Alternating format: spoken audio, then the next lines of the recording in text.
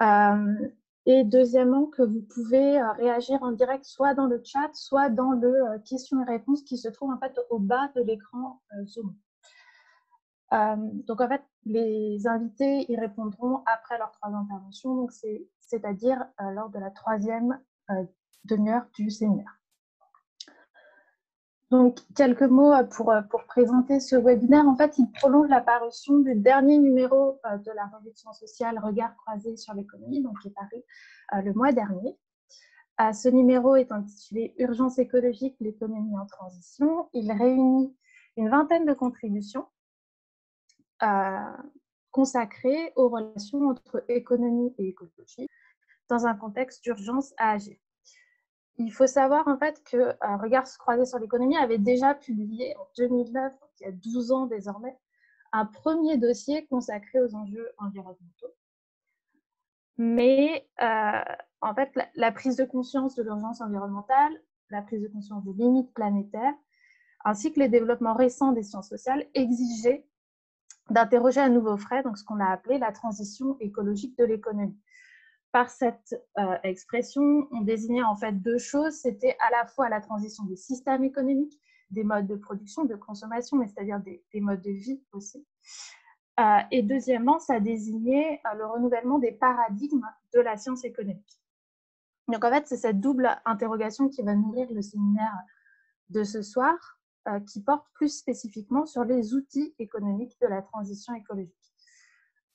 Bon, je pourrais en fait m'étendre pendant 1h30 pour faire l'éloge de ce très beau numéro de revue, mais je vais plutôt laisser la parole à Mathilde Salin, qui est la coordinatrice du numéro avec Marie-Cécile Bonneau et qui sont toutes deux animatrices de la conférence. Oui.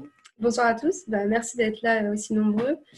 Peut-être avant juste de commencer, de présenter les intervenants, on voulait faire 2 petits sondages pour avoir un peu un aperçu de votre connaissance de la revue Regard croisé sur l'économie.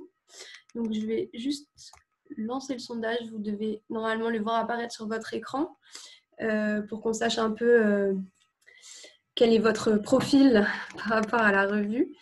Et juste pour ceux qui ne connaissaient pas la revue, donc Regard croisé sur l'économie, c'est une revue qui paraît 2 fois par an avec des dossiers thématiques sur l'économie et qui cherche en fait à faire le lien entre la recherche en sciences sociales et le débat public. Voilà, donc vous pouvez retrouver tous nos numéros en ligne sur Cairn notamment.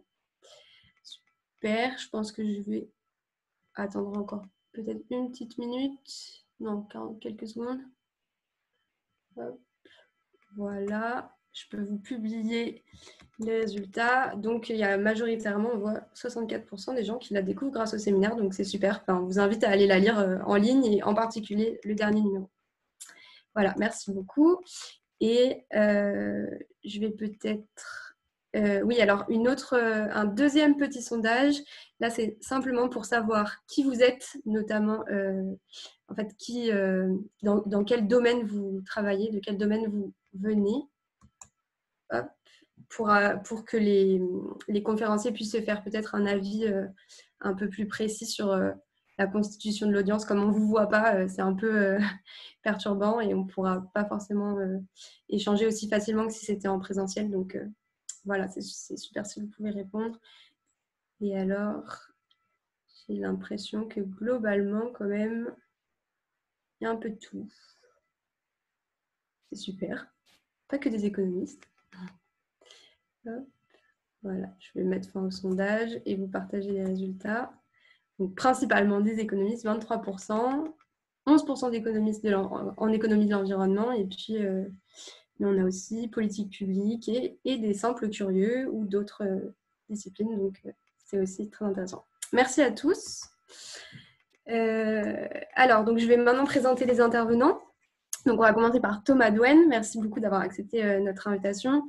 Donc, vous êtes assistante professeure en économie à l'Université d'Amsterdam et il me semble que vous venez de terminer votre thèse, enfin de soutenir votre thèse à l'École d'économie de Paris qui s'intitule Essai sur l'économie des politiques environnementales, préférences, croyances et redistribution. Donc, vous avez particulièrement travaillé sur l'acceptabilité en fait, des politiques publiques environnementales. Et dans le dernier numéro d'RCE, qu'on vous invite tous à consulter, vous avez écrit coécrit avec Adrien Fabre un article intitulé La taxe carbone et son acceptabilité sociale, dont vous allez nous parler ce soir. Voilà, bienvenue du coup. Donc je vais peut-être présenter tous les... Oui, pardon. Bonjour à tout le monde. Alors, je vais présenter ensuite Anne-Charlotte Vessière. Donc, Anne-Charlotte, vous êtes chargée de recherche CNRS au laboratoire Écologie, Systématique et Évolution, qui est un laboratoire du coup rattaché, il me semble, à AgroParisTech et à l'Université Paris-Saclay et au CNRS. Et vous avez écrit de nombreux articles et des chapitres d'ouvrages portant en particulier sur la compensation écologique, dont je pense que vous allez nous parler aussi là plus en détail dans votre intervention. Merci, bonsoir tout le monde. Merci à vous.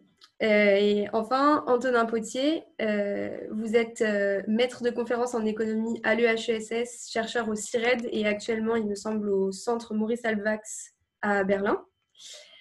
Le centre Marc Bloch. Marc Bloch, pardon. Ah, pardon, excusez-moi, j'avais mal pris votre nom. Désolée. Et vous êtes l'auteur d'un ouvrage qui, me semble, a pas mal fait parler, qui s'intitule « Comment les économistes réchauffent la planète », publié chez Seuil. Et vous avez écrit dans Regard croisé sur l'économie un article intitulé « Économie et climat, un examen de conscience nécessaire ». Bonjour à tous. Donc, merci à vous trois pour votre participation. Et donc, on va vous laisser chacun présenter vos travaux autour des instruments de politique économique pour l'environnement pendant une dizaine de minutes chacun. Donc, Thomas Douane, c'est à vous. Ok. Est-ce que vous voyez bien mon écran? Oui. Oui, c'est bon. Ok. Donc, je vais essayer de synthétiser l'article qu'on a écrit avec Adrien Fabre sur la taxe carbone et son acceptabilité sociale. Donc, par le terme acceptabilité, ce qu'on entendait, c'était à la fois un critère de justice sociale, et en même temps, donc c'est un critère plutôt normatif, et en même temps un critère plus positif d'acceptation par la société. Donc, je vais essayer d'abord de présenter les éléments liés à la justice sociale et pourquoi la taxe carbone, qu'est-ce qui fait que les économistes ont tendance à plébisciter cet instrument, et ensuite des éléments plus liés à l'acceptation de cet instrument par les citoyens. Donc, tout d'abord, pourquoi la taxe carbone? Donc, pour faire simple, les économistes envisagent généralement les problèmes liés à la pollution, que ce soit la pollution au carbone comme la pollution de l'air, comme une externalité. C'est-à-dire qu'on considère que les pollueurs, quand ils vont prendre leur décision de polluer, ils ne vont pas prendre en compte l'effet de leur action sur les personnes qui sont polluées. Et donc, inévitablement, leur intérêt personnel ne va pas coïncider avec l'intérêt de la société. Donc, comment remédier à ce problème? Eh bien, il faut faire en sorte que les pollués prennent en compte l'effet de leur pollution dans leurs décisions. Et donc, pour ça, il faut leur faire payer le prix de cette pollution. C'est-à-dire que si les pollueurs payent le coût du dommage qu'ils imposent à la société, et bien dans ce cas, leur intérêt personnel va coïncider avec l'intérêt de la société. Alors, comment faire en sorte que ce coût de leur pollution soit reflété dans leurs décisions? Il y a plusieurs mécanismes possibles. Notamment, un de ces mécanismes, c'est la taxe carbone. D'autres mécanismes, ce sont des marchés d'émissions qui sont assez équivalents. En fait, dans tous les cas, c'est un prix du carbone qui va émerger avec ce type de procédé. Donc, l'idée ici, c'est plutôt que de forcer certains comportements via des instruments réglementaires, on va plutôt chercher à induire ces comportements via les incitations économiques. Alors, quel est l'intérêt d'utiliser les incitations économiques plutôt que des règles, des normes? Eh bien, l'intérêt, c'est que, en tout cas dans un modèle simplifié, dans lequel la seule défaillance de marché serait l'externalité, eh bien, c'est la solution qui va permettre d'atteindre un objectif environnemental donné au moindre coût. C'est-à-dire qu'en fixant un prix au carbone, toutes les activités qui émettent beaucoup de carbone par rapport à l'utilité de ces activités, eh bien, elles vont être abandonnées. c'est-à-dire qu'elles seront plus rentables, et donc on va abandonner ces activités. À l'inverse, toutes les activités qui seront suffisamment utiles, suffisamment rentables vis-à-vis de leur pollution, elles seront maintenues. Et donc en faisant ça, eh bien, on va permettre d'atteindre un objectif environnemental donné au moindre coût pour l'ensemble de la société. Et en faisant varier le prix du carbone, si vous avez un prix très élevé, eh bien, vous allez éliminer la plupart des activités polluantes. Si vous avez un prix très faible, vous allez éliminer seulement celles qui sont les plus polluantes. Vous avez énormément de flexibilité avec cet instrument. Donc c'est un instrument qui est très efficace pour atteindre un objectif donné au moindre coût. Et sur le plan redistributif, eh bien, en théorie, puisque vous maximisez le surplus agrégé dans la société, eh bien, vous devez être capable, normalement, de faire en sorte que, en redistribuant ce surplus, de faire en sorte qu'il n'y ait pas de perdants. C'est-à-dire que s'il y a des perdants, eh bien, vous allez pouvoir faire un transfert tel que ces perdants en fait, ne soient plus perdants, et faire en sorte que en gros, personne ne perde, mais que certains gagnent. Vous avez une amélioration de Pareto via ce système. Donc tout ça, on est toujours dans un modèle donc, très simplifié où l'externalité serait la seule défaillance de marché. Et donc dans cette situation, on voit que les mécanismes qui sont basés sur les incitations économiques, ils vont générer des forces de marché importantes qui vont faire qu'on va aligner les intérêts personnels sur l'intérêt collectif. Et donc on va pouvoir régler de la meilleure façon possible le problème des émissions de CO2 et du changement climatique. Le problème, c'est que eh bien, dans la réalité, l'externalité n'est pas du tout la seule défaillance de marché. Et donc, le problème, il est plus complexe que ça. Donc, en réalité, les défaillances de marché qui sont liées aux instruments climatiques, elles sont nombreuses. On n'a pas seulement de la pollution, on a aussi des imperfections d'information. On a des agents qui ne sont pas complètement rationnels dans leur prise de décision, qui n'ont pas toutes les informations. Et on a aussi d'autres externalités qui vont interagir avec l'externalité environnementale. Donc, dans ce contexte où on a plusieurs défaillances de marché, eh bien, ça a du sens d'avoir recours à plusieurs instruments. Et ce, pour deux raisons. La première, c'est la raison d'efficacité. Si vous avez plusieurs défaillances de marché, eh bien, ce n'est plus le cas qu'un seul instrument va permettre de régler cette défaillance au moindre coût. Par exemple, si vous avez des innovations vertes ou si vous avez besoin d'infrastructures pour favoriser les mobilités douces ou les transports publics, eh bien, avoir un seul instrument qui va donner un prix au carbone ne va pas être suffisant pour obtenir la bonne allocation d'innovation verte ou pouvoir développer suffisamment les infrastructures publiques. De la même manière, si vous avez des individus qui ne sont pas parfaitement rationnels dans leur prise de décision, eh bien, dans leurs investissements qui vont leur rapporter de l'argent dans le futur, par exemple rénover leur logement, faire des rénovations thermiques, eh bien, ils ne vont pas forcément prendre en compte les gains futurs vis-à-vis des coûts dans le présent. Et donc, vous avez besoin d'autres types d'instruments pour régler ces problèmes. Donc, pour toutes ces raisons, eh bien, l'efficacité des politiques climatiques est plus élevée si on peut avoir plusieurs instruments qui vont pallier donc, ces multiples défaillances de marché. Ensuite, et là, je crois que c'est un point qui est peut-être encore plus évident, vis-à-vis des problèmes d'équité. Donc, comme j'ai dit, en théorie, si vous pouvez faire des transferts entre les agents, eh bien, c'est possible de faire en sorte de compenser tous les perdants de la taxe carbone, tel que personne n'y perd, et on a seulement des gagnants.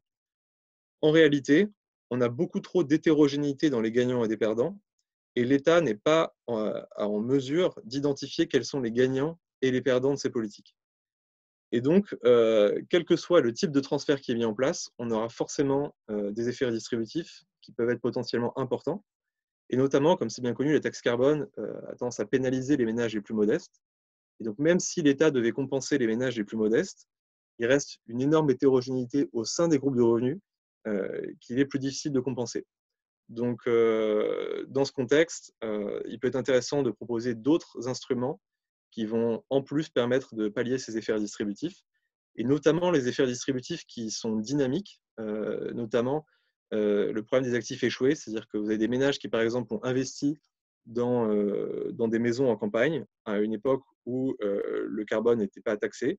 Aujourd'hui, entre guillemets, les règles du jeu ont changé, donc ils sont taxés sur des investissements qu'ils ont fait dans le passé, et donc il y a nécessité potentiellement de compenser ces personnes.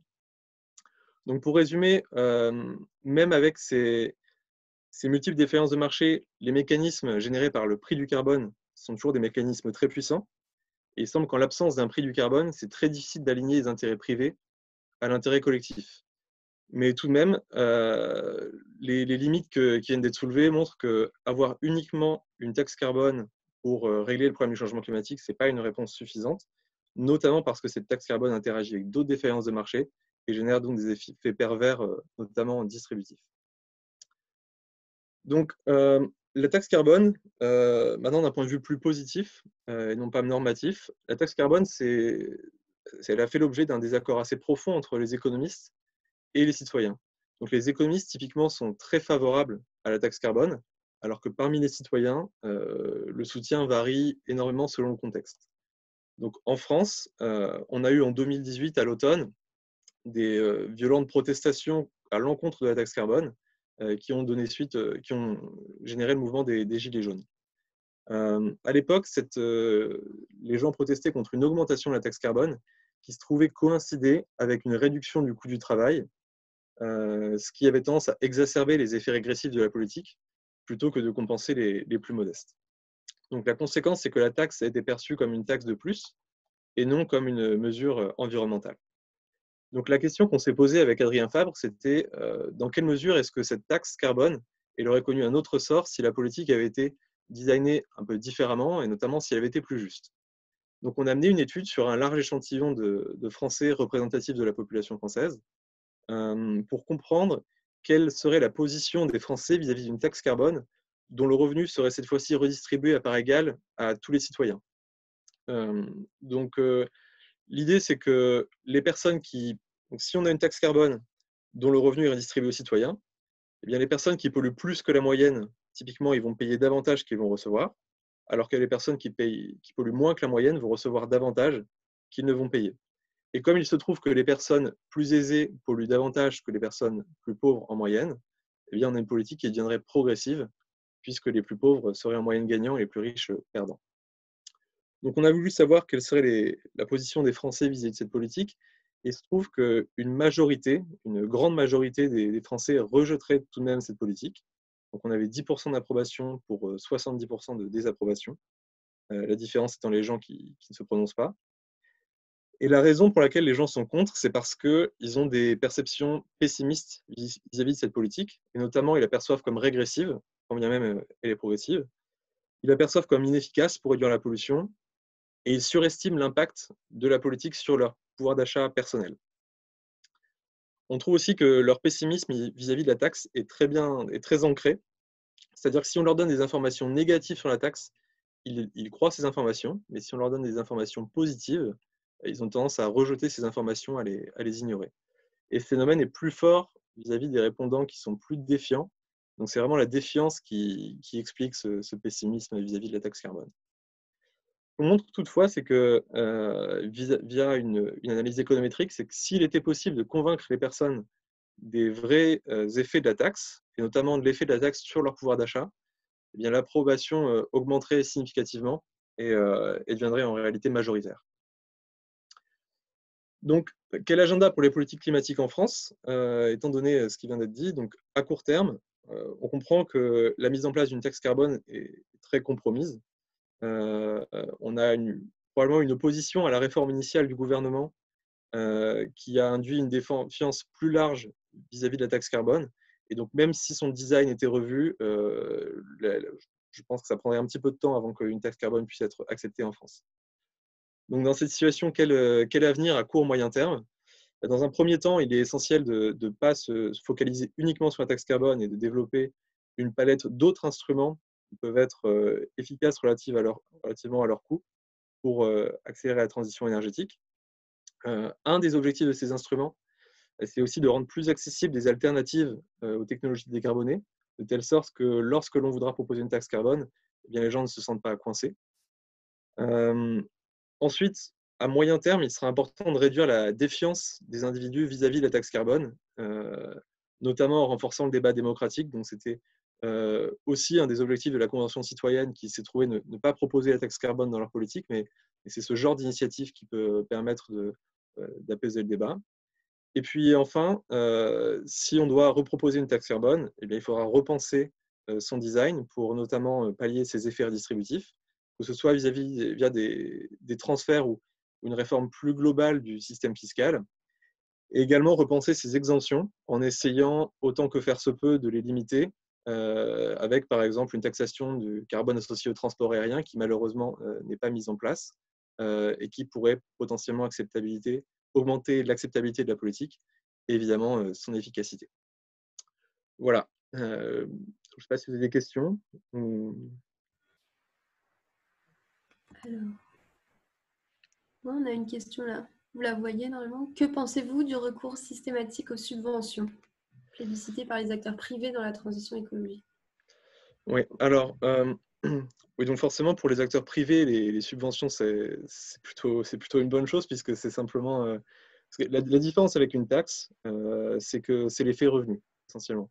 Donc, dans les deux cas, vous allez avoir... donc dans le cas d'une taxe, vous allez payer en fonction de la pollution que vous allez émettre. Dans le cas d'une subvention, vous allez recevoir de l'argent en fonction de l'effort que vous allez faire pour réduire la pollution. Donc, dans les deux cas, l'objectif, c'est d'aligner votre intérêt personnel avec l'intérêt collectif. La différence, c'est que dans le cas d'une subvention, eh bien, vous donnez de l'argent à la personne, alors que dans le cas d'une taxe, vous lui en retirez. À la fin, lorsque vous donnez une subvention, il y a quand même quelqu'un qui doit la payer.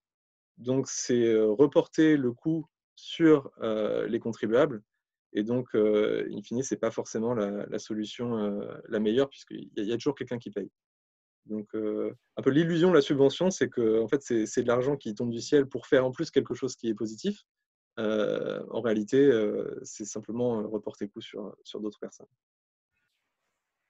Merci beaucoup. Je propose que s'il y a d'autres questions, le public les pose dans le QR que vous voyez en bas de votre écran et on les posera après les autres interventions d'Anne-Charlotte et d'Antonin, si ça vous convient. Et du coup, je propose qu'on passe maintenant à Anne-Charlotte Vessière qui va nous présenter un outil un peu plus institutionnel et du coup moins typiquement économique, qui est la compensation écologique. Très bien, merci.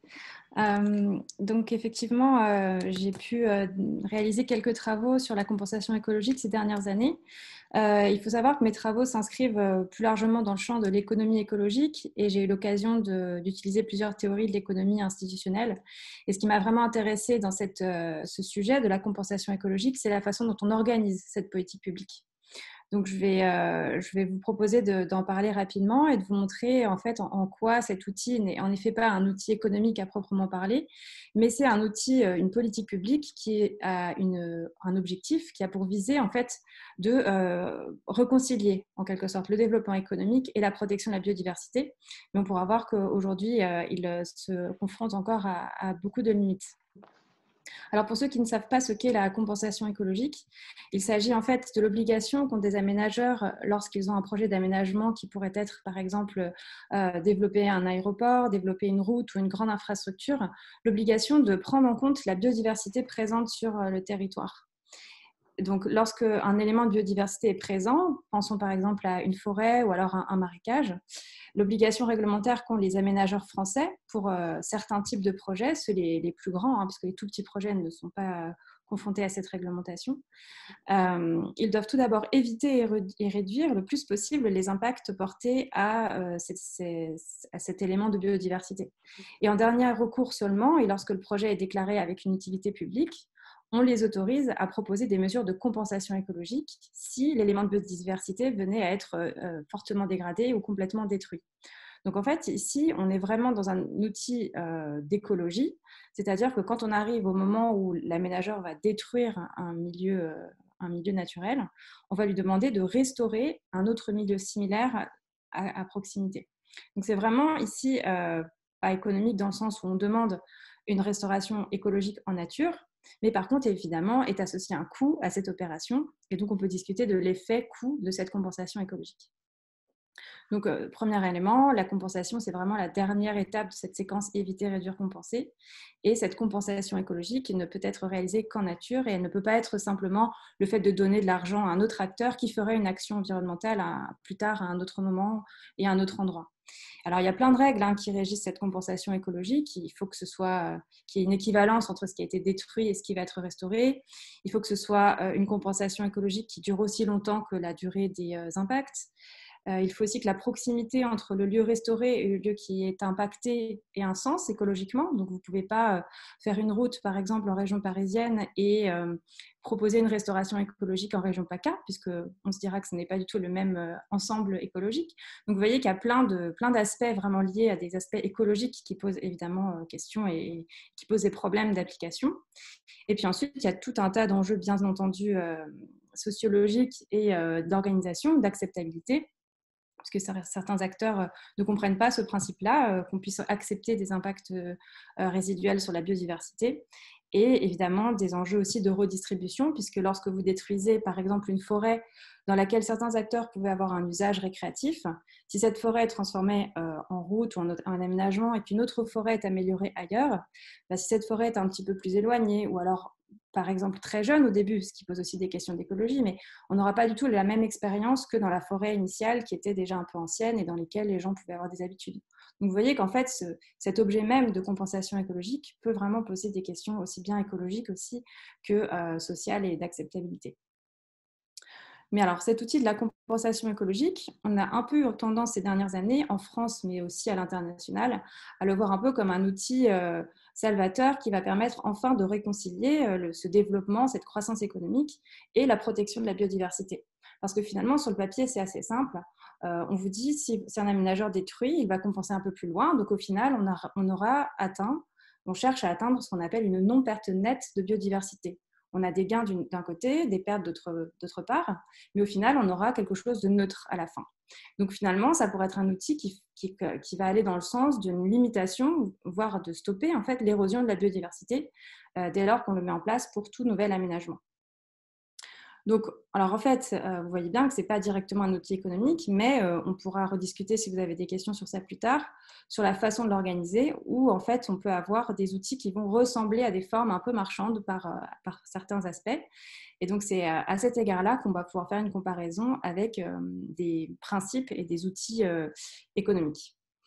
Alors, ce que je voudrais juste rappeler dès maintenant, en fait, c'est que donc, ce n'est pas un outil économique de transition, ça pourrait être un outil de politique publique qui favorise la transition écologique des aménagements, puisque quand même l'objectif c'est que ces aménagements soient beaucoup plus neutres d'un point de vue écologique, c'est-à-dire qu'on fait tout pour éviter, réduire, et la compensation, ça devient en dernier recours la façon de faire en sorte que résiduellement ces projets ne soient pas plus impactants que ça sur la biodiversité. Mais il faut quand même rappeler tout le contexte institutionnel et réglementaire qui l'entoure. Comme je vous l'ai dit au début, tous les projets ne sont pas soumis à ce principe de séquence ERC, de compensation écologique. En fait, il y a des textes de loi qui vont décrire les projets systématiquement soumis à cette séquence et les projets qui, en fait, sont trop petits ou vraiment trop disséminés pour, en fait, rentrer dans cette réglementation. Donc, en fait, la compensation écologique ne concerne qu'une partie des projets. De plus, aujourd'hui, il est vraiment très difficile de contrôler et suivre plein de petites mesures de compensation écologique qui seraient réalisées un peu partout sur le territoire. Et donc, l'État va avoir vraiment une difficulté à s'assurer que cette compensation est effective, déjà dans un premier temps, et puis efficace, c'est-à-dire avoir la compétence écologique chez les services instructeurs pour aller faire des suivis, des relevés, vérifier que vraiment ces compensations sont vraiment efficaces. Donc, on a un peu un manque d'efficacité de ce système qui va déclencher justement l'apparition de nouvelles formes d'organisation de cette compensation. J'y reviendrai juste après. Et ce qu'il faut aussi savoir, c'est que cette compensation écologique est censée donc s'adresser à l'ensemble de la biodiversité atténuée par certains projets. Mais en réalité, dans la pratique, on se concentre sur les impacts les plus significatifs. Et donc, en fait, les aménageurs compensent les atteintes portées, par exemple, aux zones humides, qui sont des écosystèmes particulièrement protégés au niveau mondial, les espèces protégées, qu'elles soient listées à l'échelle, par exemple, nationale ou régionale, les espaces, bien sûr, déjà identifiés comme protégés. Par exemple, si vous impactez une zone Natura 2000, bien entendu, il est question de réagir face à cet impact d'importance. Mais par contre, énormément d'impacts portés à ce qu'on appelle la biodiversité ordinaire, donc des espaces et des espèces pas particulièrement remarquables ou protégés, passent à la trappe. Et donc, encore une fois, on peut voir que même si cet outil est utilisé pour certains projets, mais aussi certains impacts de ces certains projets. Donc, c'est vraiment un outil qu'il faut voir comme quelque chose de... C'est un moindre mal, en fait. Si vraiment un projet est d'intérêt public, et ça, c'est vraiment la première question à se poser, alors, en passant à travers cette séquence, la compensation peut être un des outils qui peut être utilisé un peu comme un levier de cette transition écologique. Mais on ne peut pas faire reposer en fait tout sur ça. Alors c'est vrai que ces dernières années, on a eu un peu tendance à voir petit à petit cet outil de compensation écologique comme une façon de continuer à développer comme avant, tout en faisant de la protection de l'environnement. Et on se rend bien compte que c'est pas si simple que ça, comme j'ai pu vous le décrire rapidement. Et surtout, il ne faut pas oublier que la compensation écologique ne devrait pas remplacer tous les autres outils de protection et de reconquête pure, en quelque sorte, de la biodiversité. C'est-à-dire que dépenser de l'argent pour réaliser ces compensations écologiques ne devrait pas venir remplacer de l'argent public et privé qu'on aurait utilisé pour, par exemple, protéger des zones sans contrepartie négative par ailleurs, proposer des actions de restauration écologique de milieux qui ont été préalablement été dégradés de la même façon, sans contrepartie. Donc, il y a plein d'autres politiques de reconquête de biodiversité qu'il ne faut surtout pas oublier et qui, elles, avec plein de mécanismes d'incitation possibles qu'on peut imaginer, sont tout à fait nécessaires pour vraiment remplir cet objectif de stopper l'érosion de la biodiversité. Ça, ce sont des engagements mondiaux. Et aller même jusqu'à une reconquête de la biodiversité, c'est bien le nom qu'a choisi le législateur pour cette loi biodiversité de 2016, C'est la loi de reconquête de la biodiversité, de la nature et des paysages. Donc vraiment, la compensation, c'est juste c'est un pansement pour certains aspects de l'aménagement, mais ce n'est pas la solution pour rendre l'économie, le développement économique propre du jour au lendemain. Alors, il y a plein d'autres outils qui sont aussi pas forcément des outils économiques, mais des politiques publiques qui sont censées accompagner les acteurs économiques dans cette voie-là. Vous avez un objectif de zéro artificialisation nette qui a été proposé dans le plan biodiversité de 2018. Donc, ce n'est pas encore une loi, ce n'est pas un document opposable, mais c'est un document censé guider l'action du gouvernement en matière d'écologie. Et cet objectif-là est donc censé, pour tous les projets d'aménagement, là ça va être un peu plus inclusif que la compensation écologique, tout projet d'aménagement va devoir montrer en fait qu'il ne provoque pas une artificialisation nette, donc c'est-à-dire favoriser par exemple la densification urbaine, la réutilisation d'infrastructures existantes pour éviter de créer des nouveaux dommages. Et si des dommages sont créés, proposer en contrepartie des mesures donc de renaturation, voire des mesures de compensation écologique si on se situe dans le champ d'action de la compensation écologique. Voilà, donc évidemment, tout ça, ça pose plein de questions parce que densifier certaines parties de ville, alors que certaines parties de ville possèdent encore beaucoup d'espaces verts, tout ça, ça pose tout un tas de questions. Donc évidemment, ce ne sera pas si simple que ça. Mais donc, c'est bien pour rappeler qu'il existe d'autres politiques aussi qui permettent d'accompagner un peu ce développement économique. Alors voilà, je ne voudrais pas être trop longue, mais peut-être que je pourrais juste mentionner 2 innovations organisationnelles et institutionnelles qui entourent ce principe de compensation écologique, au cas où il y ait certaines questions dessus par la suite. C'est le principe des sites naturels de compensation. Donc, je vous ai dit rapidement au début que aujourd'hui, ce n'était pas très efficace la façon dont on réalise la compensation écologique. Aujourd'hui, chaque aménageur réalise une restauration écologique en lien avec l'impact de son projet. L'approche des sites naturels de compensation propose qu'un autre acteur anticipe en avance, donc anticipe, et mutualise les besoins de compensation écologique à une échelle donnée, de façon à ce que des aménageurs par la suite viennent peu à peu rembourser l'investissement qu'avait fait cette personne en avance dans un site de restauration écologique. Donc c'est une façon qui peut faire penser à une forme marchande, puisque là vous allez avoir une compensation qu'on appelle par l'offre, c'est-à-dire que des unités de compensation sont déjà présentes sur un territoire et les aménageurs peuvent avoir envie d'avoir recours à cette solution de compensation plutôt que de faire eux-mêmes leur compensation écologique. Alors, en fait, c'est une forme organisationnelle hybride qui mélange des aspects hiérarchiques et de marché, très fortement régulés. Et si on pouvait parler de marché, ce serait quand même des marchés très, très locaux, puisque ces échanges d'unités de compensation ne peuvent se faire qu'à des unités écologiques pertinentes. Donc, voilà. C'est vraiment un outil hybride. C'est quelque chose qui est émergé en réponse en fait, à l'inefficacité de la compensation au cas par cas telle qu'elle est pratiquée encore en majorité aujourd'hui en France. Et alors, deuxième outil, c'est l'obligation réelle environnementale, qui est un outil qui ressemble en fait à une servitude environnementale. L'idée, c'est de pouvoir protéger un terrain de toute action impactante ou dégradante pour la biodiversité sur une durée donnée, quel que soit le propriétaire de ce terrain. Donc, en fait, la loi biodiversité mentionne que ces ORE, ces obligations réelles environnementales, pourraient être utilisées dans la compensation écologique, mais pas uniquement, hein, c'est un outil qui peut être aussi utilisé plus largement, pour protéger la vocation écologique d'un site naturel, d'un site qui a été restauré au titre de la compensation écologique pour une durée donnée, même si ce site venait à être vendu et revendu plusieurs fois à plusieurs propriétaires. Donc ça, c'est aussi une innovation institutionnelle intéressante qui va orienter en fait ce qu'un acteur économique aura le droit ou pas le droit de faire sur ce type de terrain. Voilà, j'ai été assez longue, donc je vais m'arrêter là, mais n'hésitez pas à poser des questions.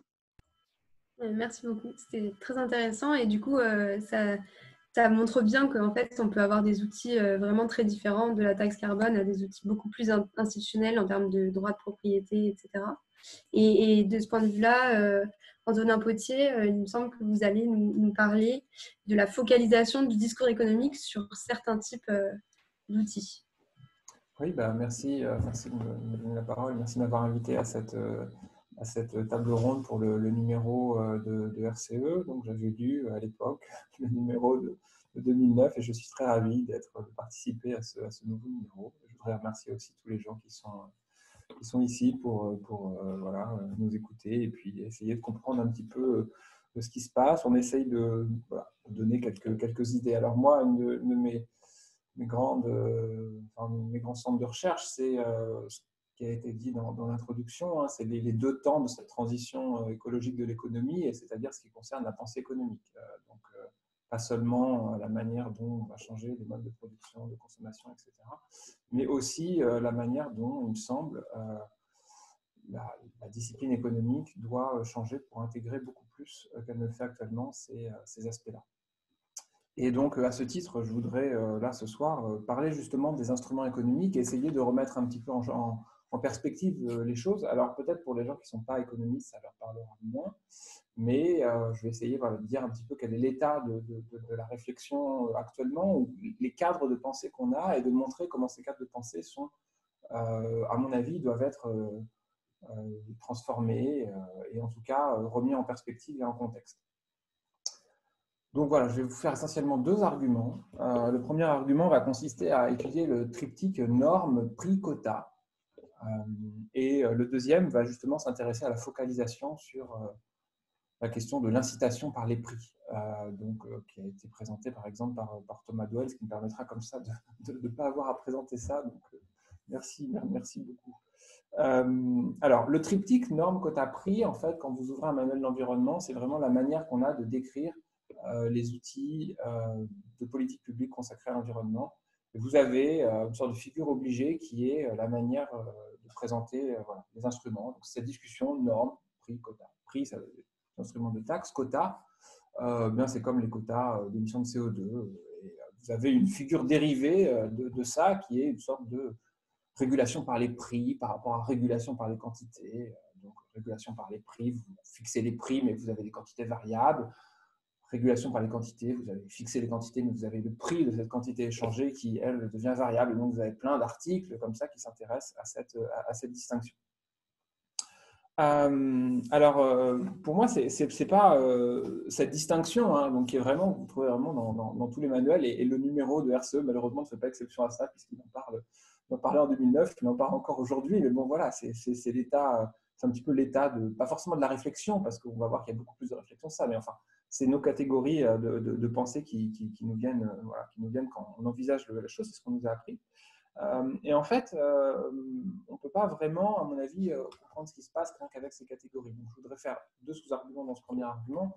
Le premier, c'est qu'il y a des pratiques beaucoup plus variées qu'en fait cette norme prix-quota. Et le deuxième, c'est essayer de faire une petite histoire de cette distinction norme prix-quota.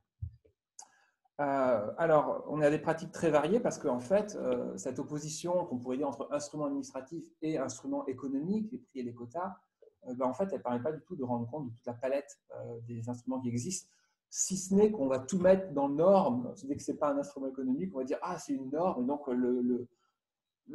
la catégorie norme devient en fait pléthorique. On a dans les normes, dans ce que les économistes appellent des normes, beaucoup de choses en fait. On a des instruments du droit, tout simplement, c'est-à-dire des catégories juridiques qui vont permettre de donner des droits de propriété, mais simplement aussi de définir ce qu'il est possible de faire. Donc ça, c'est du droit. Vous avez aussi des normes administratives, donc plutôt de la réglementation. Vous avez des choses comme, par exemple, sur les projets, ce qui a été expliqué par Anne-Charlotte Vessière, vous avez, avant même qu'il y ait des projets, des études d'impact. Tout ça, c'est la manière qu'on a de gérer l'environnement, et ce sont des choses qui ne rentrent pas dans ce triptyque. Voilà, je pourrais multiplier les exemples. Il y a des conventions, notamment au sens de l'économie des conventions, c'est-à-dire des accords sur ce qui fait la qualité des choses et qui sont nécessaires pour qu'il y ait par exemple du commerce, notamment du commerce international, et qui sont extrêmement importants dans les questions environnementales. Vous avez des procès aussi, quand il y a des dommages qui ont été faits, qui du coup génèrent des perspectives de dommages et intérêts pour les entreprises, et qui donc du coup, ça va rentrer, même un économiste peut comprendre ça, ça va rentrer dans leur calcul coût-bénéfice s'ils ont la perspective d'avoir des plaintes en cas de dégradation de l'environnement. Donc voilà, toutes ces choses ont été étudiées par les historiens de l'environnement et par historiens des sciences. Donc je pense notamment à Dominique Pestre qui avait fait une étude avec Soraya Boudia, un numéro spécial de la revue Écologie et politique, extrêmement intéressant, qui présente ça très bien. Et il a aussi écrit un article dans un volume que j'ai dirigé avec F. Capello et Antoine Mismer, qui est donc Faire l'économie de l'environnement, qui était sorti aux presses de l'École des Mines. Juste au moment de la pandémie, donc on n'en a pas trop parlé, mais voilà, vous avez un panorama de Dominique Pestre qui vous présente tous les instruments qui peuvent exister et donc qui dépassent largement ce taxe prix quota. Alors, quand est-ce qui concerne l'histoire de cette distinction, en fait, c'est très intéressant de faire toujours l'histoire des mots et des concepts qu'on utilise.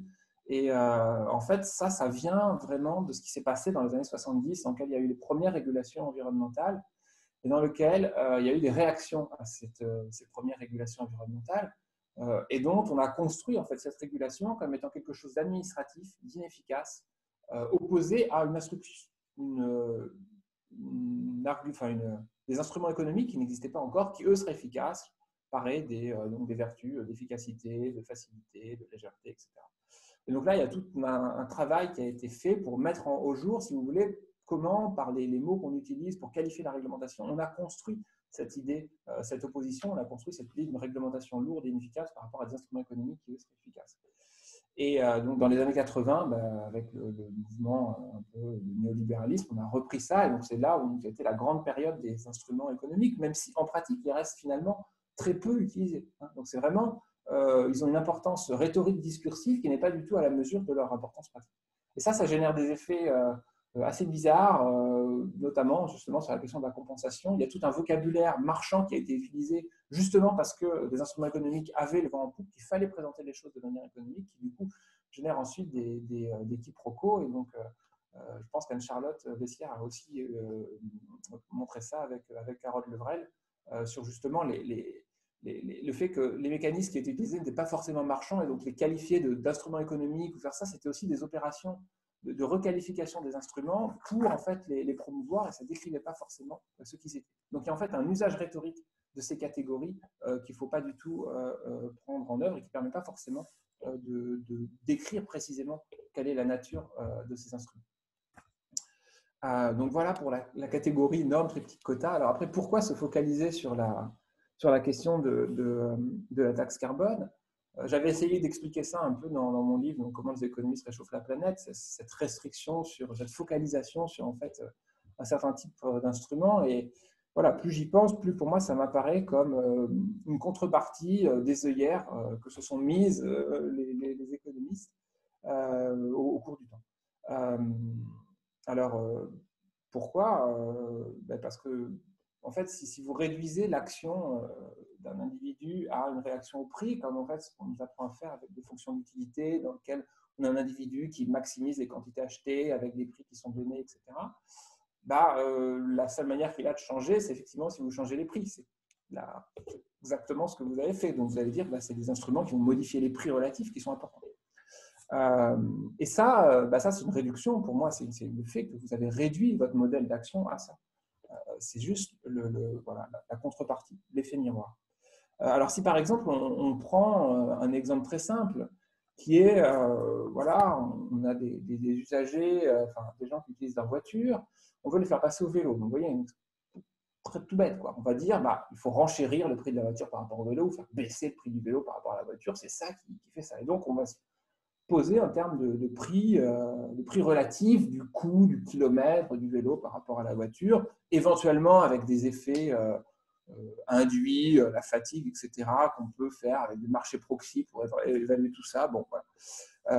Donc, pourquoi pas, hein, c'est pas du tout, il ne s'agit pas de dire que la variable prix n'est pas intéressante, mais si on commence à élargir la focale, on s'aperçoit qu'il y a en fait beaucoup d'autres choses qui sont intéressantes, avec beaucoup d'autres moyens en fait, d'agir. Et donc, par exemple, si on regarde comment est-ce que les gens vont avoir des nouveaux produits, enfin, même sur la question du vélo, cette question du vélo, on va se dire que, par exemple, il y a une question de normes sociales. Ça, vous allez me dire, c'est la fonction d'utilité qu'on peut modifier. Donc, on peut retrouver dans le cadre économique ce fonctionne, mais il y a une sorte de norme sociale de est-ce qu'il est bien ou pas bien, jugé socialement bien ou pas bien de faire du vélo ou de la voiture. Et donc, ça va changer, bien sûr, les décisions des gens. Donc, vous pouvez aussi jouer sur ce canal-là. Vous pouvez jouer, bien sûr, sur l'intérêt pécuniaire personnel. Mais vous pouvez aussi jouer sur d'autres choses, comme par exemple faciliter l'adoption. Si les gens ne savent pas faire du vélo, vous avez beau augmenter le prix, ils ne sauront pas prendre de vélo. Alors vous pouvez dire, voilà, faire des cours de bicyclette, faire des espèces de randonnées à vélo dans la ville, ça va participer à la diffusion de l'activité vélo, et donc ça va faire qu'il va y avoir ce mécanisme d'adoption. On ne réfléchit pas assez à ces mécanismes d'adoption parce qu'on pense que les mécanismes d'adoption, en tant qu'économiste, ils découlent simplement du prix. Parce qu'il y a un prix qui est plus bas, on va aller chercher ça. En fait, si on prend un petit peu de recul, on voit bien qu'il y a d'autres mécanismes. Donc ça, c'est une réduction vraiment de l'aspect une réduction de l'action à la réaction au prix qui fait que du coup, on ne voit que les instruments économiques, c'est-à-dire qui jouent sur les prix relatifs pour faire bouger les comportements. Mais il y en a plein d'autres. Et alors, même si on est dans ce cas-là, mais ça a été déjà dit par Thomas Doane, donc je ne vais pas le répéter, même si on est dans ce cas-là, il n'y a pas forcément juste un instrument unique qui sert, puisque, alors, il a parlé qu'il y avait, par exemple, il y a des biens collectifs qui sont mis en évidence. Par exemple, sur mon cas du vélo et des voitures, par exemple, il se peut que faire une piste cyclable, bâtir une piste cyclable va améliorer l'adoption du vélo. Bâtir cette piste cyclable, vous avez besoin de la financer. Donc, vous avez besoin d'autres instruments qui vont servir à collecter de l'argent pour financer ça. Alors, on peut dire s'il y a une autre externalité qui est ce bien public à financer. Oui, mais ce bien public à financer, il vient du problème initial qu'on s'est posé, c'est-à-dire comment est-ce qu'on faisait pour passer de la voiture au vélo. Et il se trouve que la solution, économiquement, efficace, socialement la meilleure, c'était en partie de faire passer cette piste cyclable. Donc, les biens publics, je veux bien qu'il y ait d'autres externalités, mais ils sont aussi consubstantiels au problème, à l'externalité première qu'on cherche à regarder. Donc, c'est pour ça que je ne suis pas trop sûr que de raisonner en termes d'autres externalités qui justifieraient d'autres instruments soit la bonne manière de faire. Il me semble qu'il y a du coup un problème qui se pose, par exemple là, faire passer les gens d'une voiture au vélo, dans cet exemple très simple que j'ai donné. Et puis, ce problème-là génère un certain nombre de difficultés et donc auquel il faut une palette d'instruments.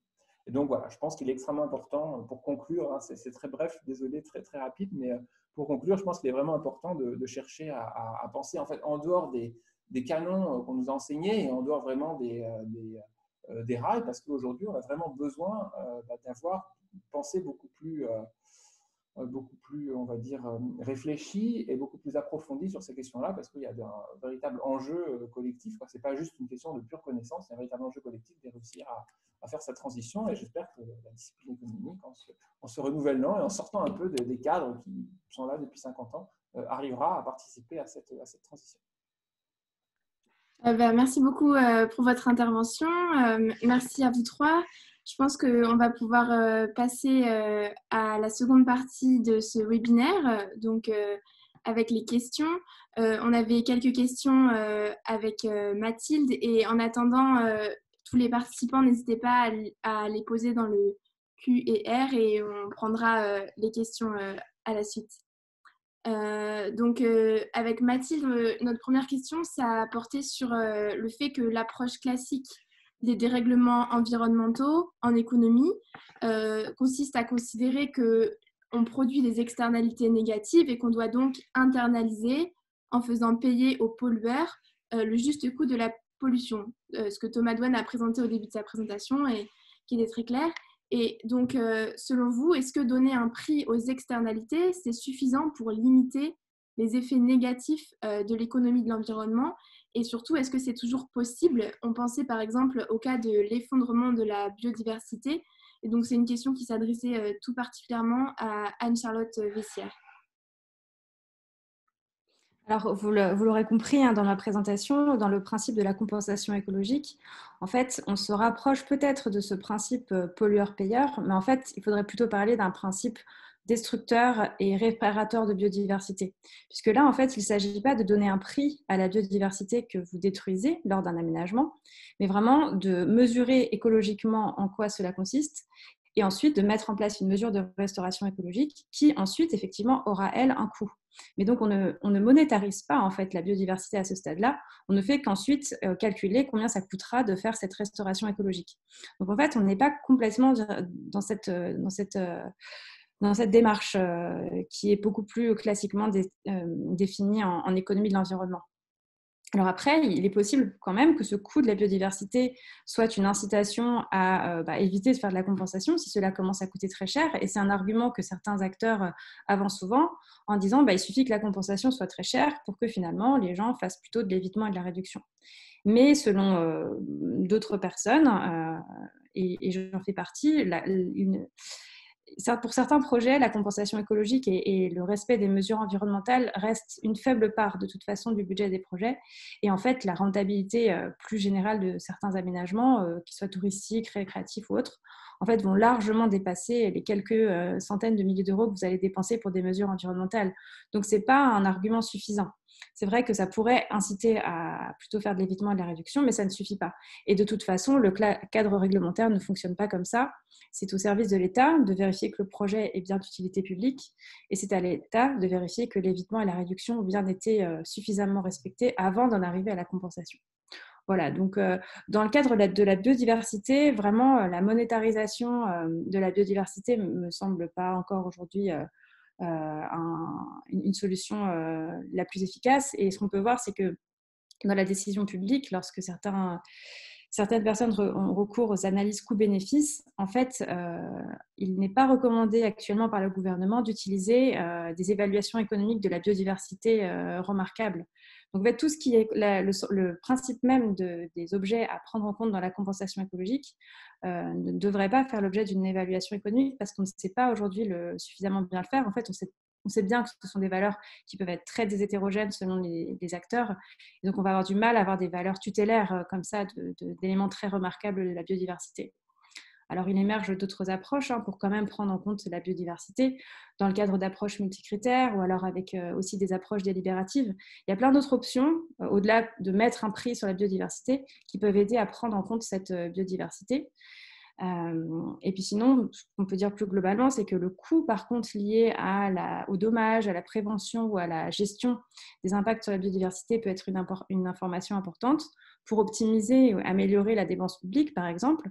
Et dans ce cas-là, on a plutôt recours à ce qu'on appelle des analyses coefficacité, où là, effectivement, avec des deniers publics restreints, on va regarder ce qu'on peut faire de mieux et de plus efficace pour la biodiversité. Donc, d'autres approches qui ne sont pas vraiment basées sur l'évaluation d'une valeur liée à la biodiversité. Super, merci beaucoup pour votre réponse.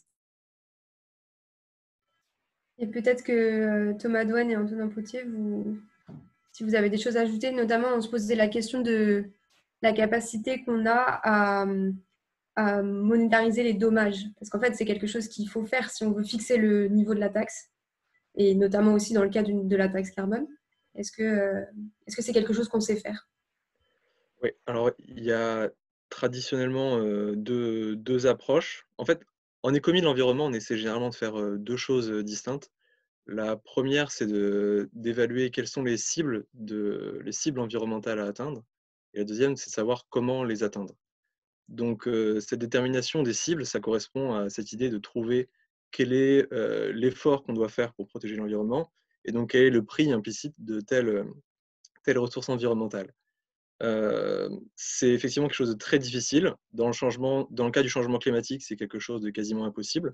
Donc, on a énormément de travaux qui essaient de déterminer quel est le prix du carbone, donc quel est le coût social du carbone.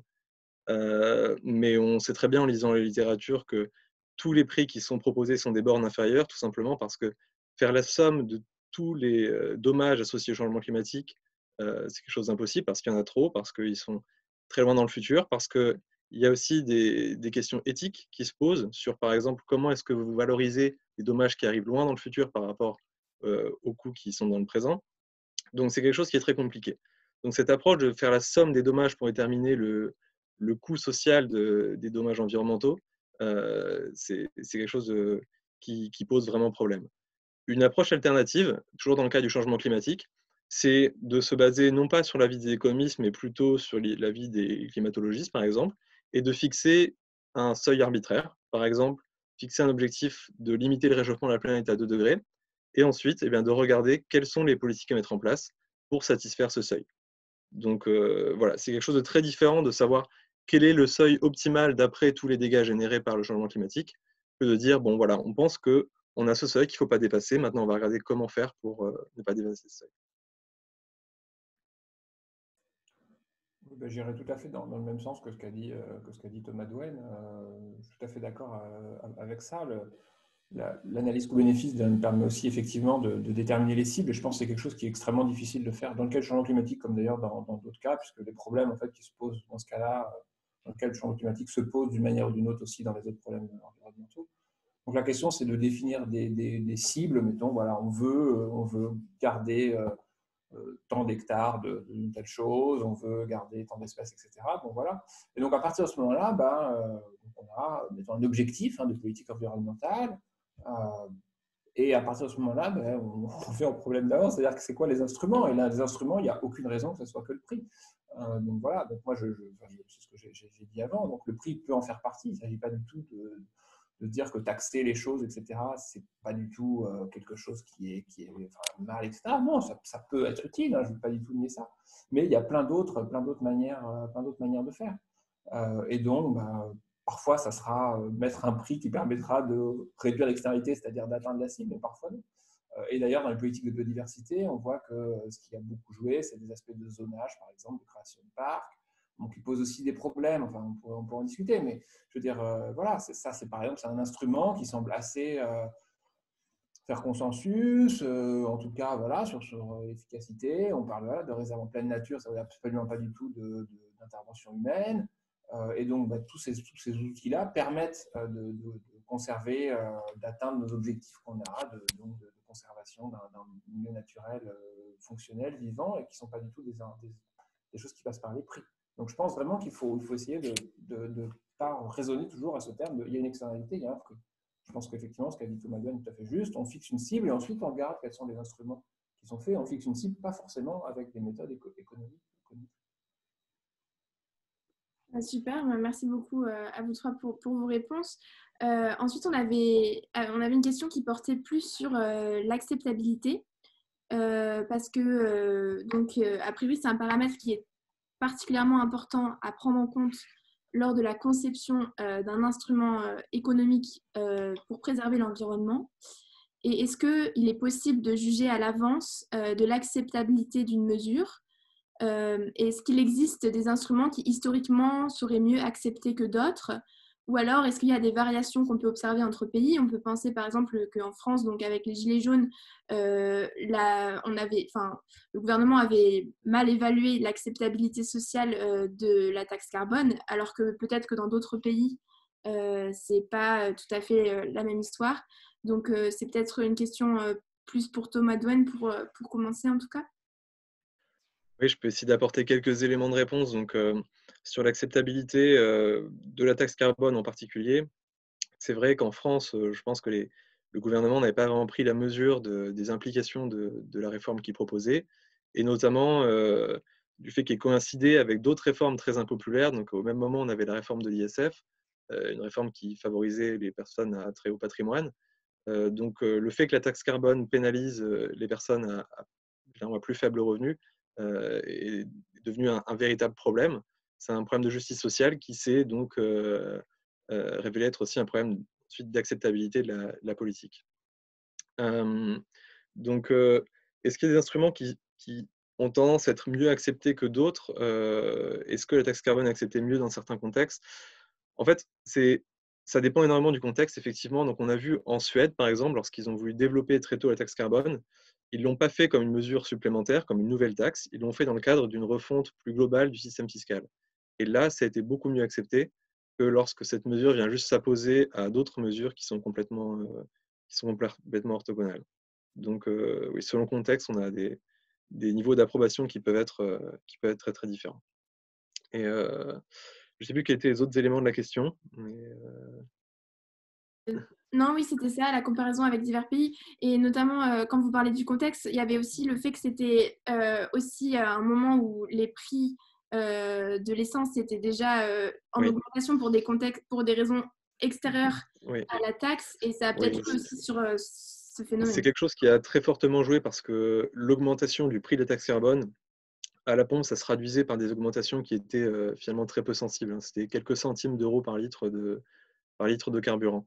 Ce qui n'est pas forcément négligeable pour des gens qui consomment beaucoup de carburant, mais ce qui était très faible par rapport aux variations dues au changement du cours du pétrole. Donc le contexte a fait qu'à ce moment-là, cette taxe carbone qui existait finalement depuis 2014, qui avait toujours augmenté année après année, elle s'est trouvée poser problème en 2018 lorsque le contexte était beaucoup moins propice à ces augmentations de prix. Et est-ce que la leçon, ça serait pas du coup que la taxe carbone aurait dû augmenter à des moments où le prix diminuait disons que je ne sais pas si c'est vraiment la leçon, parce que finalement, ce qui s'est passé, c'est que le gouvernement il a été décidé d'introduire cette taxe carbone dans un contexte où les prix du carburant étaient assez bas, donc en 2014. Et ça s'est fait vraiment à bas bruit. C'est-à-dire que le gouvernement n'a pas essayé de faire la pub pour cette nouvelle taxe carbone. L'idée, c'était, bon, les prix sont bas, on peut augmenter la taxe carbone, on met en place cette politique, et tant que les gens ne le voient pas, de toute façon, c'est pas plus mal. Sauf que il y a un moment où ça se trouvait poser problème, les gens ont regardé ce qui s'était passé depuis 2014, et là, ils ont constaté que d'une certaine manière, ils s'étaient fait avoir, si on veut. Donc ça, c'est évidemment très subjectif, mais que, en tout cas, la politique avait changé sans qu'ils s'en rendent vraiment compte. Donc, quel est le moment le plus propice pour développer la taxe carbone?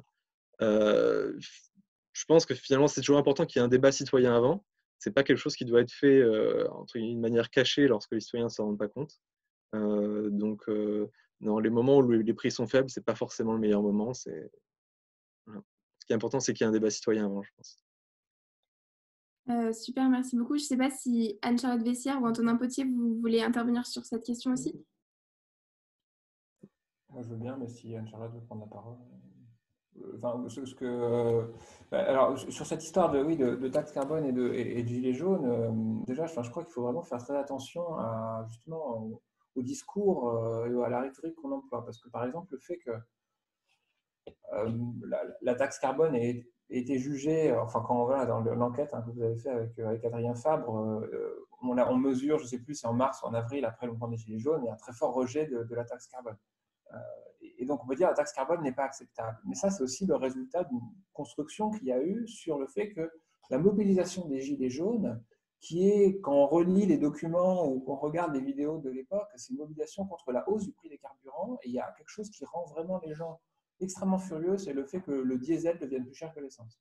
Ce qui n'a pas grand-chose à voir avec la taxe carbone, avec le rattrapage diesel-essence. Et puis, tout plein de trucs contre les automobilistes, enfin, qui sont jugés être contre les automobilistes. Et donc ensuite, il y a eu une sorte de focalisation que je ne m'explique pas très bien, mais sur le fait que c'est la taxe carbone qui fait ça. Et donc on peut, ensuite, maintenant, collectivement, je pense qu'on dit, alors peut-être c'est là parce qu'on économise, je ne sais pas, mais on dit, voilà, c'est la taxe carbone qui a fait le mouvement des Gilets jaunes. C'est un ensemble de choses qui a fait ça. Mais enfin, en tout cas, le résultat de ce discours qu'on a tenu à partir de décembre 2018 et donc voilà, janvier 2019, etc., c'était décembre 2017, je ne me souviens plus, je me mélange les pinceaux, enfin, qu'on a tenu donc en décembre et dans les mois qui ont suivi après, fait que les gens, on leur demande la taxe carbone et ils deviennent être contre, ils sont contre. Donc la question de l'acceptabilité, voilà, elle est construite parce qu'il y a un discours construit sur c'est quoi l'effet de ces choses-là. Et je pense qu'elle est aussi extrêmement volatile parce que voilà, ça change. Et il me semble, ce que disait Adrien Fabre lorsque j'ai entendu sa présentation, c'est-à-dire il disait que vous avez fait des sondages plus tard et que finalement il y avait une grande variation sur le fait que les gens adhéraient ou n'adhéraient pas à la taxe carbone à l'initiative. Oui. Si je dois aussi ajouter, c'est vrai que ce qu'on a observé, c'est qu'on a proposé différents mécanismes avec différentes manières de redistribuer le revenu. Et c'est pour aussi répondre à une question à laquelle je n'ai pas répondu plus tôt. Lorsque l'on propose de développer la taxe carbone avec des mesures d'accompagnement telles que le financement des financements verts, typiquement, donc de rénovation des logements, etc., la taxe carbone est beaucoup plus acceptée. Donc, c'est-à-dire qu'il y a des manières de construire la taxe carbone, notamment les manières telles que son revenu est utilisé pour des investissements verts, qui font qu'elle est beaucoup plus acceptée. Donc, selon comment elle est présentée, l'acceptation peut varier assez largement. Et qu'est-ce que je voulais dire, je ne me souviens plus. Mais oui, l'autre chose que je voulais dire, c'était aussi que ça dépendait beaucoup du contexte, on l'a dit, mais aussi du contexte politique. C'est-à-dire, par exemple, la suppression qu'il y a eu de l'ISF avant a été liée en disant, voilà, on supprime l'ISF, mais on fait la taxe carbone, alors que la question de ce qu'on appelle en économiste le design de la chose, c'est juste la petite réforme. Ben, dans l'opinion publique, c'est pas ça. Il y a des choses des liens qui sont faits entre des choses qui peuvent être de notre côté extrêmement disparates. Alors moi, je me suis beaucoup, j'ai beaucoup été inspiré par un article d'Olivier Godard sur justement les normes de justification qui s'appelle Instruments économiques, justification et normes de justice, qui s'intéresse à justement ces trajectoires des instruments et en disant qu'il y a des instruments qui sont rattachés à des univers de justification. Et ce qui peut poser problème, c'est quand les objectifs de l'instrument ne sont pas du tout en raccord avec la manière de le dénommer, cet instrument, et qui oriente vers un autre univers. Et donc, par exemple, dans le cas de la taxe carbone, c'est un univers taux de régulation marchande, donc on connaît la taxe pigouvienne, etc., alors que ça va entraîner, le fait qu'on utilise la taxe, par exemple, ça va entraîner vers des questions de fiscalité, donc de contribution, donc d'égalité des contributions devant les charges publiques, et c'est pas ça, en fait. Et c'est comme ça que j'interprète un petit peu ce que Thomas Douane vient de dire, à savoir que c'est plus acceptable si on le met comme étant servant à financer des mesures vertes, c'est-à-dire qu'en fait, la taxe carbone, peut-être parce qu'on emploie le mot taxe, je ne sais pas, est perçue comme ayant une obligation de rendement, et donc, si c'est pour des questions écologiques, ça doit avoir une utilisation de ce rendement, doit avoir une utilisation écologique. Alors que d'un point de vue de justification économique, ce n'est pas du tout comme ça que les experts le justifient. Et donc, quand il y a des conflits d'univers de justification, c'est souvent là où, à mon avis, il y a des problèmes. Mais je persiste à penser que c'est très difficile, pour reprendre votre question, c'est très difficile à prévoir cette acceptabilité, de prévoir cette trajectoire que va avoir un instrument une fois qu'il est jeté dans le débat public, pour toutes les raisons qu'on a dit, à savoir que c'est extrêmement contextuel. Super, merci beaucoup. Anne-Charlotte, si vous vouliez ajouter quelque chose? Oui, je ne sais pas si on a le temps, je vais essayer d'être rapide. C'est vraiment important de prendre en compte effectivement le contexte institutionnel dans lequel se déroule un instrument, qu'il soit économique ou plus hybride que cela. Et je vais l'illustrer très rapidement pour la compensation écologique. Il se trouve que souvent les aménageurs ne peuvent pas réaliser eux-mêmes des opérations de compensation écologique. Donc, soit ils achètent un terrain pour faire cette restauration, soit ils entrent en convention avec d'autres acteurs qui le font à leur place, en leur nom. Et donc très souvent en fait des compensations écologiques sont proposées sur des terrains agricoles largement en Europe ou dans le monde, parce qu'en fait ce sont des zones qui sont facilement mobilisables, sur lesquelles il y a encore des actions de restauration écologique qui sont faisables peut-être même plus facilement que derrière un parking ou un aménagement plus lourd. Et donc tout ça pose la question de l'acceptabilité de la compensation écologique auprès des acteurs du monde agricole. Donc ça ouvre une énorme question que je ne traite pas là. Je voudrais juste montrer que l'acceptabilité par les acteurs du monde agricole de la compensation écologique déjà a été hétérogène et a beaucoup évolué en France, puisqu'au début c'était vraiment vécu comme une double peine. L'aménagement prend des terres agricoles, la compensation écologique prend encore d'autres terres agricoles, tout ça fait augmenter le prix du foncier. C'était vraiment comme ça que la réception de ce sujet a été prise par le monde agricole. Alors il se trouve qu'avec le temps, certains acteurs agricoles au contraire ont vu une opportunité, une sorte de diversification de leurs revenus, puisque pour les terres les moins productives ou celles qui sont vraiment éloignées du siège d'exploitation ou des terres moins intéressantes, en fait, c'était pour eux une façon de les valoriser économiquement. Donc voilà, on voit déjà qu'en France, ça évolue petit à petit, mais que quand même, il y a eu de prime abord un rejet, même culturel, sur le fait que des agriculteurs français ne voulaient pas faire de l'aménagement écologique. Ils disaient, ce sont leurs mots, nous ne sommes pas des jardiniers, en quelque sorte. Si vous prenez le cas américain, en fait, c'est très différent puisque très rapidement, beaucoup d'anciens exploitants agricoles ou sylvicoles ont absolument directement accepté de changer de métier et de transformer des énormes exploitations qui n'étaient plus rentables économiquement ou moins rentables que de faire de la compensation écologique. Et donc là, on a vu assez tôt des agriculteurs devenir des businessmen de sites naturels de compensation. Et troisième illustration, un autre pays dans lequel j'ai eu l'occasion de travailler, en Allemagne, c'est une réaction qui est différente selon les Länder, selon les États d'Allemagne. Par exemple, dans le nord de l'Allemagne, dans le Schleswig-Holstein, on considère que ce n'est pas une bonne idée de faire de la compensation écologique aux acteurs du monde agricole. Donc le gouvernement déconseille fortement cet outil-là. C'est même en fait interdit de faire des compensations écologiques sur des terres agricoles. À la différence de la Bavière, dans le sud de l'Allemagne, où là, au contraire, c'est fortement poussé et il y a même un outil institutionnel qui peu à peu s'est organisé avec des décrets et des lois qui organisent tout ça pour vraiment aider les agriculteurs à faire de la compensation écologique sur leurs terres. Donc tout ça, plus largement, nous fait penser que lorsqu'on fait un retour d'expérience sur un outil économique ou autre dans un contexte, il faut vraiment bien faire attention à ce contexte institutionnel, culturel, législatif, puisqu'on ne peut pas simplement se dire que si ça a fonctionné ou a l'air de fonctionner à un endroit à un moment, ce sera forcément le cas ailleurs. Il y a vraiment cette analyse de transférabilité qui est absolument indispensable. Super, merci beaucoup. Donc, il y avait une question d'un intervenant pour vous également qui se demandait donc, comment évaluer cette compensation écologique et sur quels critères on se basait en fait pour mesurer l'impact d'une modification sur l'environnement, puisque c'est parfois assez difficile à définir. Oui, alors c'est une très grande question. Comme vous le savez, pour la biodiversité, on n'a pas de mesure unique. Comme l'équivalent tonne carbone, on n'a pas ça pour la biodiversité. Donc, il y a plein de façons de la mesurer à différentes échelles du vivant. Donc, en fait, la plupart du temps, lorsqu'une compensation écologique doit être réalisée, comme l'a mentionné Antonin tout à l'heure, il y a une étude d'impact initiale, un état initial qui est fait sur l'endroit qui va être détruit. Et donc là, ce sont des écologues, des naturalistes qui viennent regarder, identifier les espèces présentes, essayer de comprendre le type d'écosystème et d'assemblage d'écosystèmes en place. Et donc, c'est plein d'indicateurs complémentaires qui vont être retenus pour décrire l'impact. Donc, par exemple, ça peut être un nombre d'hectares de zones humides de tel type, ça peut être un nombre de couples nicheurs, ça peut être la présence d'eau une partie de l'année sur une parcelle, etc. Et lorsqu'on fait une compensation, on va chercher une équivalence écologique entre ce qui est impacté et restauré. Et donc, c'est la même chose qu'on va essayer de favoriser dans une mesure de restauration écologique.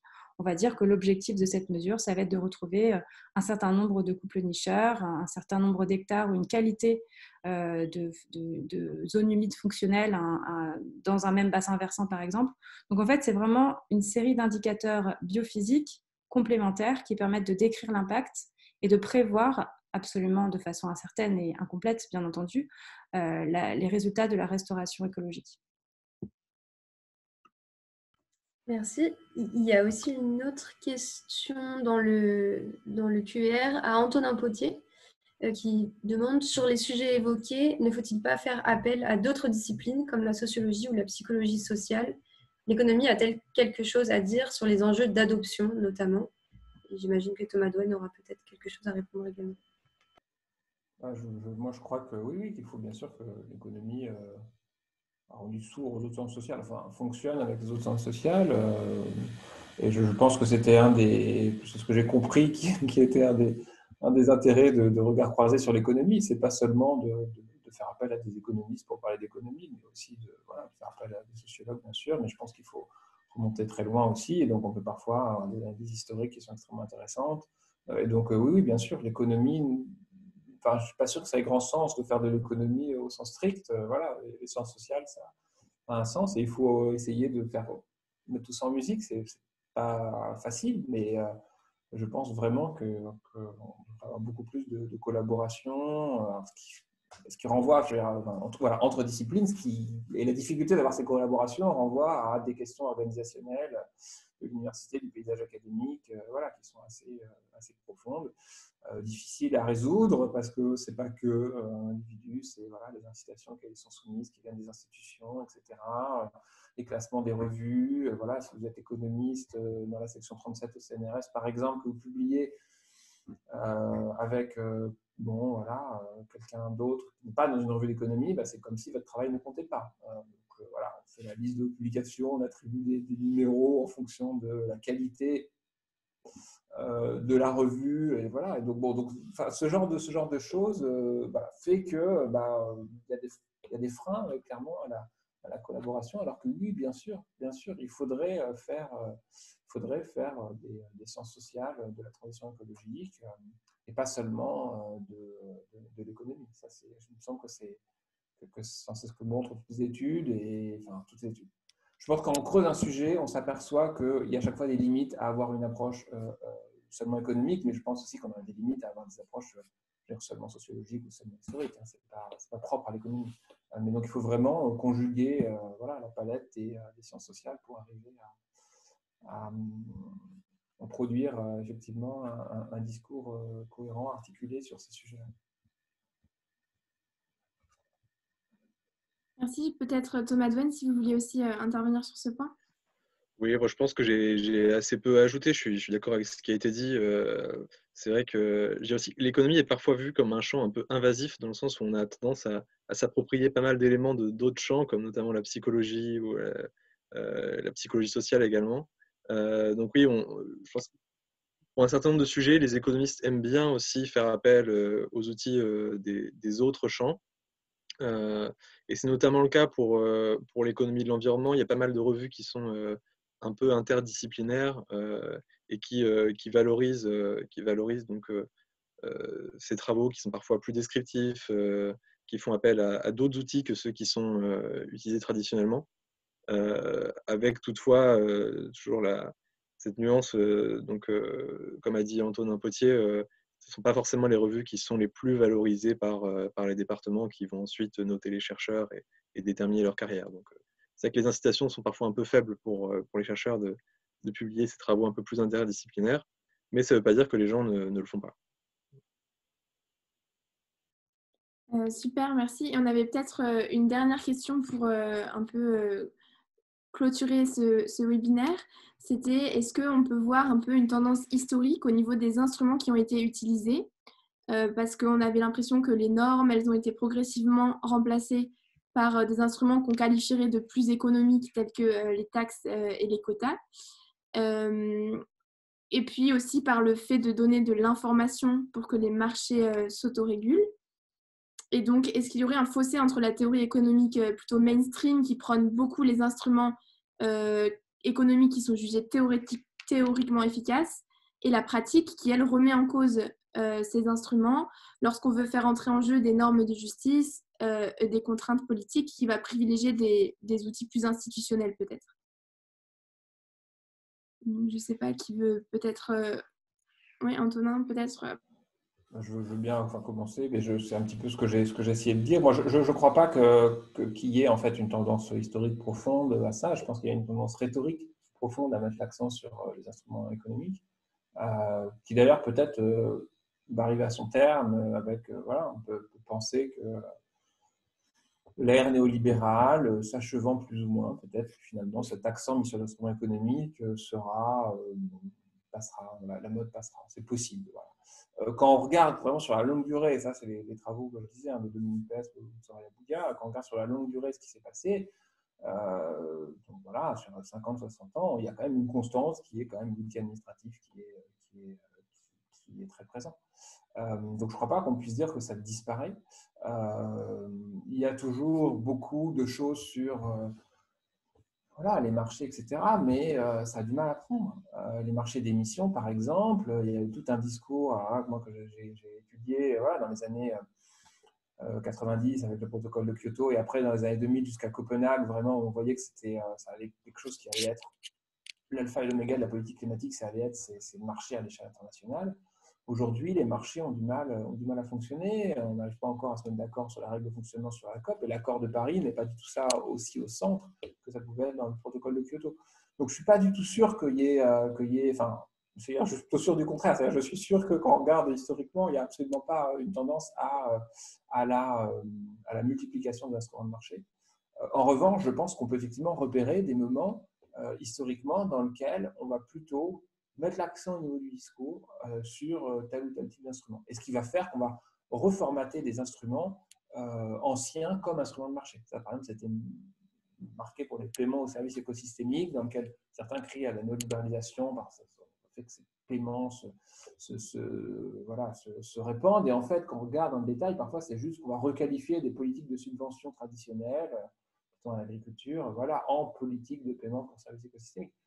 C'est plus ou moins ce qu'on peut voir avec la PAC. Enfin, oui, regardez, je ne suis pas spécialiste de ça, mais on requalifie des choses et on peut dire que tout d'un coup, on a mis un instrument économique, donc c'est bien parce que c'est efficace, tout ça, alors qu'en fait, le fond n'a peut-être pas tant changé que ça. Donc voilà, je crois qu'il faut vraiment faire extrêmement attention. Alors l'autre chose, s'il y a des gens dans la salle qui ne sont pas économistes, c'est que je pense qu'on manque vraiment d'une histoire complète des instruments de politique économique. Donc si quelqu'un un jour veut faire cette histoire-là, il rendra service à beaucoup de monde. Et donc voilà, je pense qu'en France, on a suffisamment, depuis la fondation du ministère de l'écologie en 1973, on peut très bien faire cette histoire-là. Il y a quelques éléments qui ont été faits, mais il me semble qu'on manque d'une véritable somme. Donc j'invite les gens qui sont intéressés à faire ça, à participer à ça. Voilà. Super, merci beaucoup. Je ne sais pas si Thomas ou Anne-Charlotte, vous voulez intervenir. Oui, rapidement, une petite illustration peut-être pour la biodiversité, et en particulier sur cette compensation écologique. En fait, aujourd'hui, on peut vraiment dire qu'il y a on cherche une complémentarité en fait entre les différentes formes qui organisent cette compensation. Donc, on a cette compensation que chaque aménageur va réaliser, qui sera toujours nécessaire pour certains enjeux qu'on ne pourra pas généraliser dans le cadre de sites naturels de compensation anticipés et mutualisés, puisque parfois, quand vous avez des impacts sur une espèce qu'on ne trouve qu'à un seul endroit, et on ne pourra pas s'éloigner bien loin pour pouvoir compenser cet impact-là. Donc, cette approche qu'on appelle souvent au cas par cas est complémentaire de cette autre approche qu'on juge un petit peu plus efficace parce qu'organisée à une échelle collective, où on va avoir une concentration de la réponse de compensation dans la main d'une seule personne, donc plus facile à contrôler et à suivre. Donc, comme je vous l'ai dit, ce n'est pas une forme marchande, mais ça s'inspire en fait d'un principe de marché, un marché très régulé à des échelles très locales, basé sur des critères biophysiques, etc. Donc, en fait, pour moi, il y a eu donc tout d'abord une approche plutôt hiérarchique de la compensation écologique. Il y a eu l'émergence de cette forme hybride petit à petit pour répondre à l'inefficacité de l'approche hiérarchique. Mais aujourd'hui, on a vraiment besoin de ces deux outils-là en complémentarité pour répondre aux différents cas de figure. Et même au sein même de l'émergence de cet outil hybride, il a été au début très peu régulé. Il pouvait peut-être de plus en plus faire penser à une forme marchande qui serait peut-être qui aurait pu se développer, mais très rapidement en fait, et surtout aux États-Unis, c'est l'histoire la plus longue dont on dispose aujourd'hui. On s'est vite rendu compte que ça allait donner lieu à beaucoup de comportements opportunistes de la part de nombreux acteurs. Et les premières banques de compensation américaines ont été vraiment des désastres écologiques.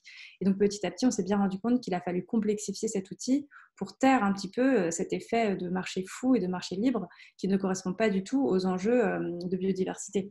Donc vraiment, c'est une coévolution, une évolution de cette approche qui ressemble à un marché et aujourd'hui une forte complémentarité entre ces deux façons en fait, d'organiser les compensations. Super, merci beaucoup. Et Thomas, peut-être sur ce point également? Oui, alors c'est vrai que je n'ai pas non plus en tête d'évolution claire entre la répartition entre instruments plutôt réglementaires et plutôt économiques. Je ne sais pas quels sont les chiffres, donc je ne pourrais pas dire s'il y a une tendance ou une autre. Pour revenir sur la question des accords environnementaux, c'est vrai qu'on avait, et ça c'est un peu culminé avec l'accord de Kyoto, on avait une volonté de trouver des accords basés surtout sur les instruments économiques, dans l'idée qu'on allait avoir un accord global qui allait harmoniser les efforts entre pays. Et ça, cette stratégie, elle a été plus ou moins abandonnée petit à petit, et notamment avec l'accord de Paris, parce que les États ont reconnu que finalement, c'était très dur d'arriver à un accord qui allait avec un nombre suffisant de signataires. Et donc, il était plutôt plus aisé d'avoir un accord où on allait laisser chaque pays décider seul de sa stratégie environnementale. Et donc, on a un peu un morcellement des politiques environnementales à l'échelle nationale et parfois à l'échelle sous-nationale, et qui conduit donc à l'adoption d'instruments qui peuvent être très très divers. Donc chaque pays est un peu libre de choisir sa politique environnementale, et donc ça peut donner lieu à des politiques qui se basent sur les prix, donc c'est ce qu'essaie de faire l'Europe, mais ça peut aussi être des politiques très, très différentes. Donc voilà, et je pense qu'à l'échelle internationale, en tout cas, il y a un peu eu un mouvement qui est parti de la volonté d'avoir en gros une taxe carbone mondiale. Et cette volonté-là, elle a été plus ou moins abandonnée devant l'impossibilité d'arriver à un tel accord. Et donc, on a eu un mouvement vers un morcellement des politiques environnementales à l'échelle nationale. Super, merci beaucoup. Je ne sais pas si quelqu'un parmi les participants a encore une question. Je pense qu'on va bientôt arriver à la fin de ce webinaire, donc c'est le moment. Et sinon, si ce n'est pas le cas, on remercie vraiment beaucoup les 3 participants d'avoir accepté cette invitation et d'avoir participé à cette table ronde qui était vraiment très intéressante. Et peut-être on va donner la parole à Marion Claire, la rédactrice en chef de la revue, pour clôturer ce webinaire. Oui, merci beaucoup. Je me joins au remerciement général. Merci à tous les participants. Merci à Cécile Mathilde d'avoir animé la séance. Et merci à nos intervenants. Je me permets juste de glisser quelques mots pour vous dire que, en fait, si vous voulez prolonger la discussion, on peut vous proposer 2 manières. Premièrement, on va organiser une nouvelle conférence, toujours sur les questions d'écologie et d'économie, cette fois en partenariat avec l'Institut Veblen. Donc, on vous l'annoncera très rapidement sur les réseaux. La deuxième manière, c'est évidemment de parcourir le numéro dans lequel vous retrouverez les contributions, notamment d'Antonin Potier et de Thomas Duhaene, pour évidemment croiser les différentes sciences sociales, dont l'économie, des contributions de sociologues, de politistes et d'économistes, de philosophes sur ces questions. Donc le numéro est disponible sur Cairn. Cécile a mis le lien tout à l'heure. Vous pouvez également consulter le numéro 2009 qui lui est accessible vraiment en libre accès, puisqu'il a assez d'ancienneté pour être en accès ouvert. C'est important de le souligner. Et voilà, donc si vous êtes intéressé pour croiser les regards sur l'économie, ou encore pour construire des ponts vraiment entre la recherche et le débat public, qui est vraiment l'objectif qu'on a dans cette parution semestrielle, mais aussi dans toutes les conférences qu'on organise, n'hésitez pas à nous suivre et voilà, à consulter nos autres parutions, nos autres événements. On a, par exemple, on aura un prochain numéro sur le travail et ses rémunérations, donc, qui a fait l'objet d'un peu d'une grande actualité dans l'année 2020, où nombreux observateurs et observatrices ont noté l'existence d'un hiatus entre valeurs sociales du travail, des métiers et taux de salaire. Donc merci à tous et bonne soirée à vous. Merci. Merci beaucoup. Merci. Merci pour votre invitation. Bonne soirée. Bonne soirée, merci beaucoup. Au revoir. Au revoir. Bonne soirée.